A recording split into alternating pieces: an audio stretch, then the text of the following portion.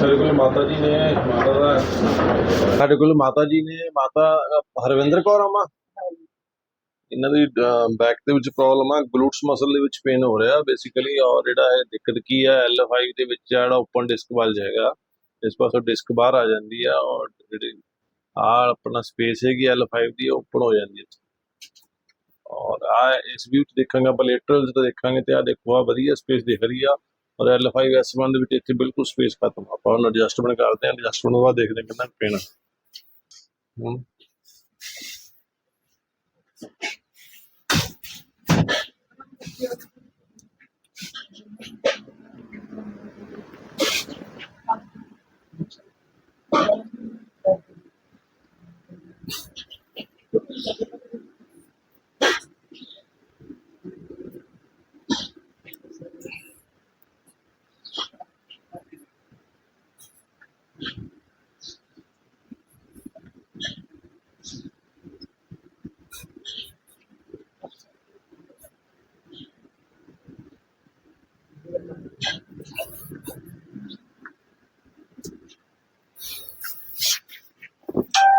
थोड़ा ग्लूट्स पर रिलैक्स करें तो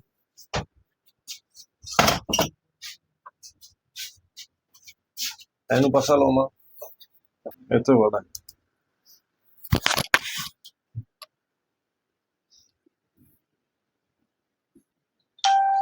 टिल्ला मां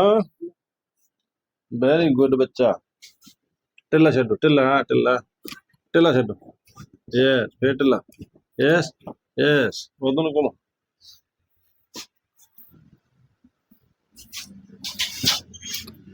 टिल्ला बेबे जमा टिल्ला टिल्ला फिर टिल्ला टिल्ला टिल्ला यस फिर टिल्ला यस उठ के देखी करा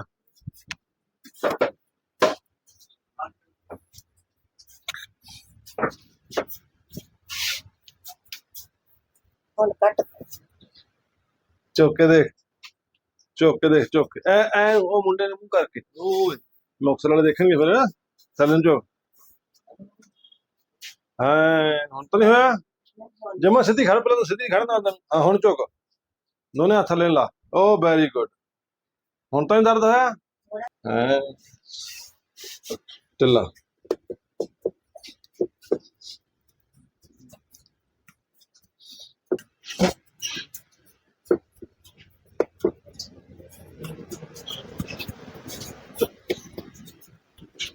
ਉੱਠ ਕੇ ਦੇਖ